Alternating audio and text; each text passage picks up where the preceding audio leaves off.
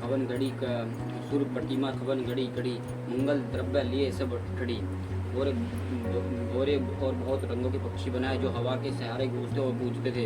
खंभे पर देवताओं की मूर्तियां गढ़कर निकाली जो सब मंगल द्रव्य लिखे खड़ी थी। चौक भाती अनेक पुराई सिंदूर सिंदूर मन माई सहज सुहाई गज मुक्ताओं के सहज ही सुहाने अनेक तरह के चौक पुराए। सौरभ पल्लव सुहाग सुठी किए नीलमणि के कोरी अहिम बोर मरकत गौरी लसत पटमय डोरी। नीलमणि को कोर अत्यंत सुंदर आम के पत्ते बनाए और सोने के बोर और रेशम की डोरी से बांधे हुए पन्ने के बने हुए फलों के गुच्छे सुशोभित हैं। रचे रुचि पर बंद निवारे मनुभाव फंद सवारे मंगल कलश अनेक बनाए ध्वजा पतक पट चमर सुहाए। ऐसे सुंदर और उत्तम बन नवर बनाए मानो काम देविन फंदे सजाए हुए हों और अनेक मंगल कलश और सुंदर ध्वजा पताका और पर्दे और चावड़ बनाए और दीप मनोहर मणि माए नाना जय न बरनी विचित्र बिताना जही मंडप दुल्हीन विधाई सो बरने अतिमति कवि दिखाई। जिसमें मनियों के अनेकों सुंदर दीपक है उस विचित्र मंडप का तो वर्णन ही नहीं किया जा सकता। जिस मंडप में श्री जानकी जी दुल्हन होंगी और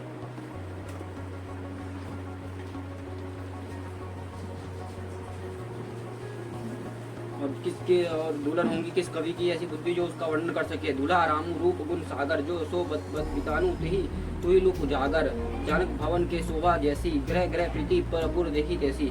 जिस मंडप में रूप और गुणों के समुद्र श्री रामचंद्र जी दूल्हे होंगे वहाँ मंडप तीनों लोगों में प्रसिद्ध होना ही चाहिए।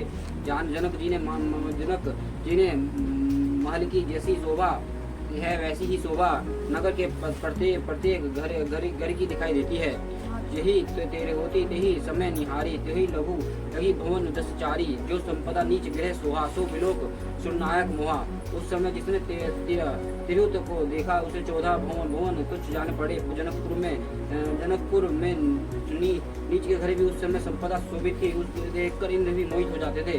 बसई नगर जही लची कर करी कपटी नरी नारी पर बेसु तेही पुर के शोभा कहत सकुचाही शरद ते शेषु।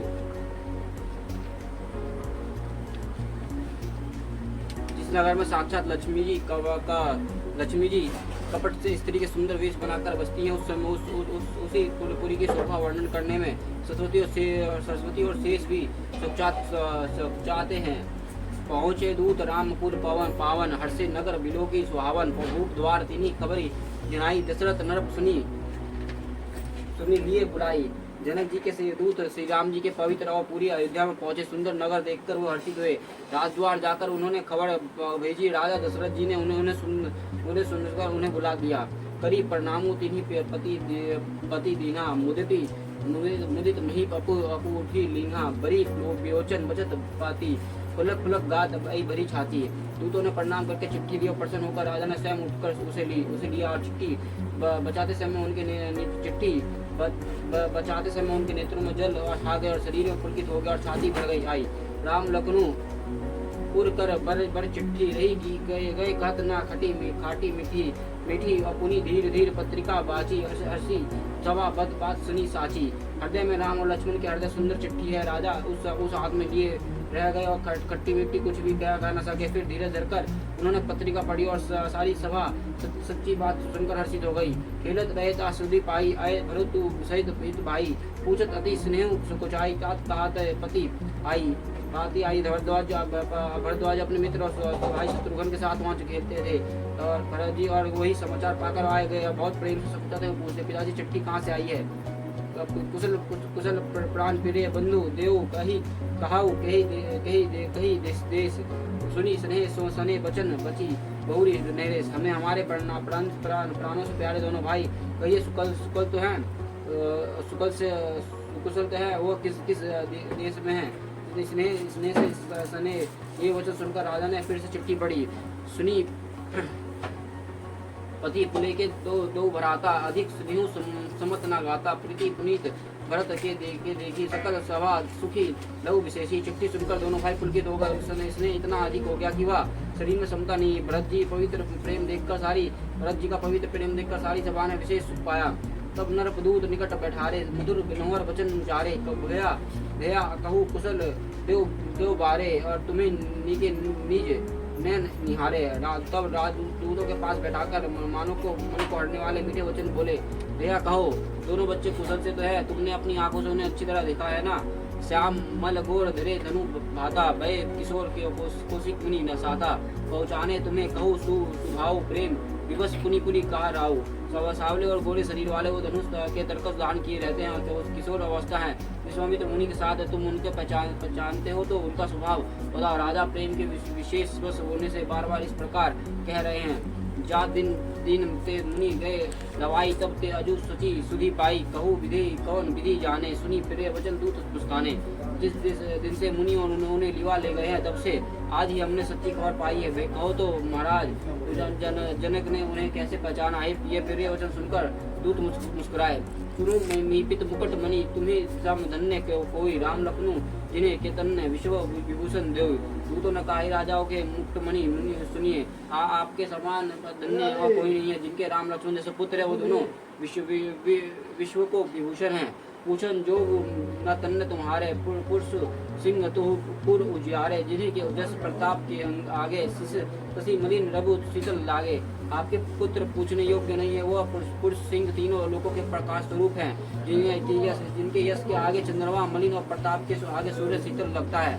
जिन्हें कहा कहीं नाथ की चीने, देखी रवि के दीप कर दीने। सिया स्वयंवर भूप अनेका, समिटे स्वट एका। हे नाथ, उनके लिए आप कहते हैं कि उन्हें कैसे पहचाने? पर एक क्या सूर्य को हाथ में दीपक लेकर देखा जाता है? सीता जी के स्वयंवर में अनेक राजा आए और एक से एक बढ़कर योद्धा एकत्र हुए थे। शंभु सरसानु कहूँ न ठारा, हरे सकल बीर बरियारा। तीन लोक महे जय भटपानी, सभा के सकित शंभु धनु भानी। परंतु शिव जी के धनुष कोई नहीं हटा सका, पर सारे बलवान वीर हार गए। तीनों लोकों में जो वीरता के अभिमान थे, शिव जी का धनुष शिव जी के धनुष ने सबकी शक्ति तोड़ दी। सकई उठाई सरुसुर मोरे, सेव हिया हरि गेऊ करी पोरी। जेऊ ही कतकते सेलू उठावा, सोई तेही सभा प्रभाव पावा। बानासुर जो सुमेरु को भी उठा सकता है, वो हृदय में हार कर परिक्रमा